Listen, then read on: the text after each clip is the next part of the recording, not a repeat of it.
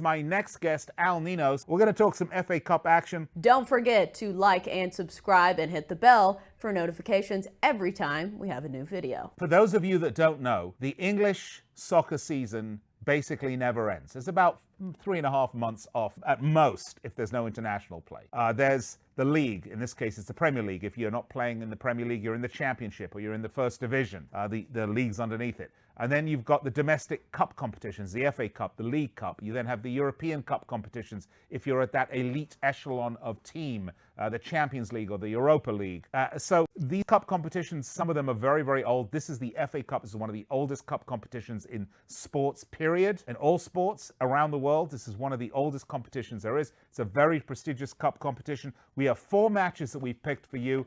This is not just Premier League teams fighting. Anybody in the league can be in the FA Cup. They have to get through qualifying rounds and everything else. So I'm just trying to clear it up for everyone, Al, so that they know exactly what we're talking about here. So let's start with the first one, shall we? Let's go with Brentford versus Leicester. Now, I talked about the Championship. That's the league right under the Premier League. Brentford are 5th in the Championship, and they have a real goal scorer in this side with a guy named Ollie Watkins. Watch out for this guy. He can bang the ball in the back of the net. He puts it in the back of the old onion bag. That's Ollie's trick, okay? Leicester City, they've just got over a little bit of a blip in the Premier League by beating West Ham in midweek.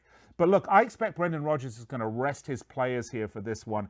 With a league fixture against Chelsea coming up over the weekend, a big one at Stamford Bridge. And then they also have a Carabao Cup where they're really, really deep in the Carabao Cup. And Jamie Vardy's injured.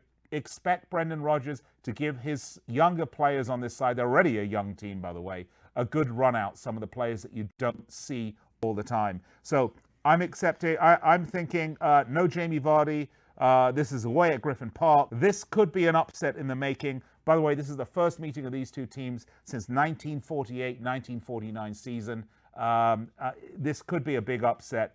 Brentford, Leicester. And by the way, if Leicester exit the FA Cup, I don't think too many people will be crying. All right, there you go. What do you think? What do you see in this one, Al? Well, Leicester, as you said, they had a bit of a rough patch there in the Premier League after a very hot start. They were close to the top, waiting for Liverpool to slip up, but they never did. So I think, Leicester and other teams that are a bit behind Liverpool will give this FA Cup their best shot because, they might want to take some home.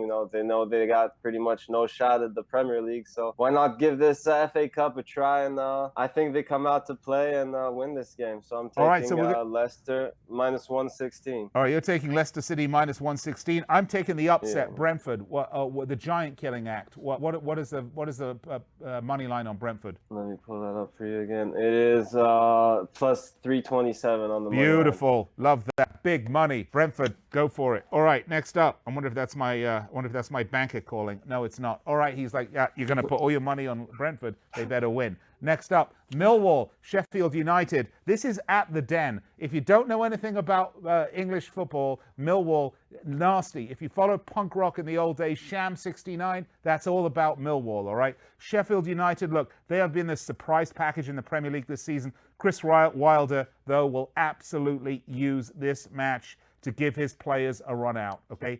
They only just beat Fylde to get here, which was like a non-league team, a conference team. And the reason for that is Sheffield United were a promoted team. So just staying in the Premier League and doing as well as they have been doing for the Blades is winning a trophy in and of itself.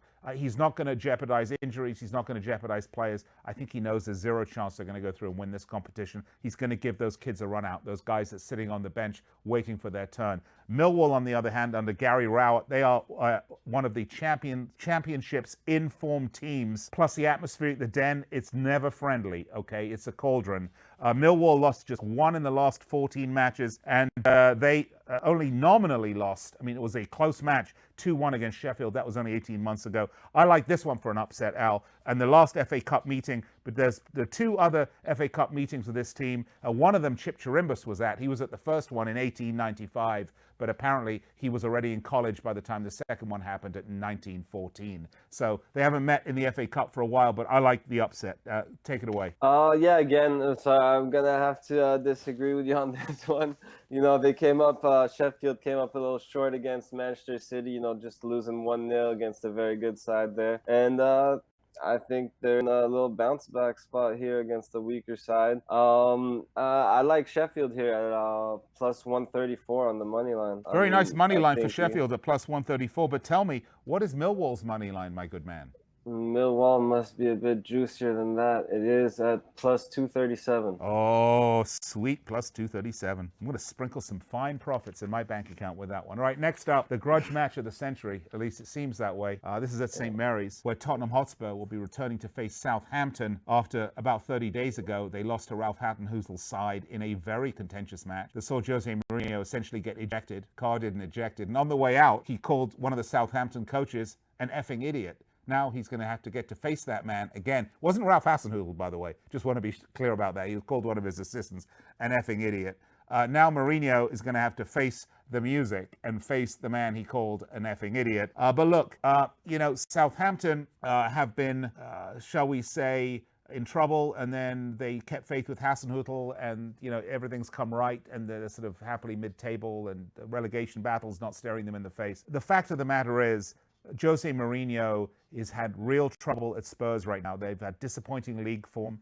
They've lost Harry Kane. There's a lot of talk that Mourinho's already losing the dressing room at Tottenham Hotspur.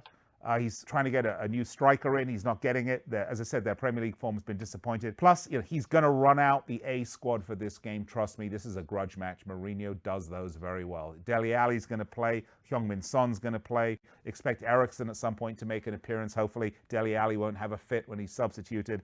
They're going to get the run out, and they're going to get the winner in this one. And this, for me, is a Tottenham victory at St. Mary's. Yeah, I do agree with you on this one. And yeah, as you said, they had that tough 1-0 loss to Southampton on New Year's Day. And yeah, we'll be looking for payback here. And I think they get it. They will be on the road, but I don't think that home field is. I still like Tottenham here, despite being on the road, despite having lost them earlier. I think they get their payback here. I'm taking them at a pick 'em at minus 120, but I'm assuming you're taking the money line at plus 151, right? Yeah. I'm gonna take the money line on these. This is FA Cup. Giant killers. This is what it's about. Let's move on very quickly. Last one. Hull versus Chelsea. This is at the KCOM. Chelsea haven't lost an FA Cup tie away at a lower league team for 12 years. And even though their form has been a little iffy as of late, I think they got more than enough here to beat Hull. Look, Chelsea were lucky to win at Arsenal. They played very well at Tottenham, but they were bullied in their losses at Everton and Newcastle. They were held at Brighton.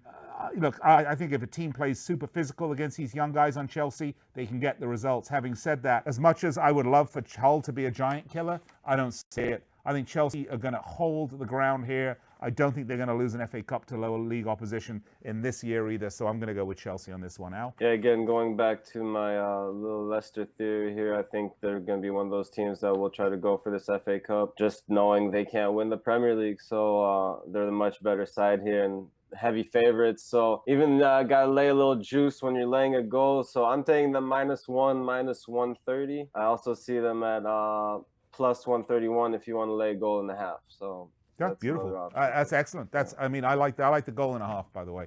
Al, the only thing, and we're running out of time here, the only caveat I would give you on your Leicester City analysis is that, solidifying a top 4 place, and yeah, they do have a decent lead right now in the top 4, absolutely. Solidifying a top 4 place is really like winning a cup for Leicester City, because it means they'll be in the Champions League next year. So don't forget that he's not likely to risk a lot of players for injuries, something that could really affect him, because all you need is, we know Man City's getting hot with Laporte coming back, with Aguero. All you need is a Chelsea or any one of those other, or Wolves looked fantastic today. They could give them a run.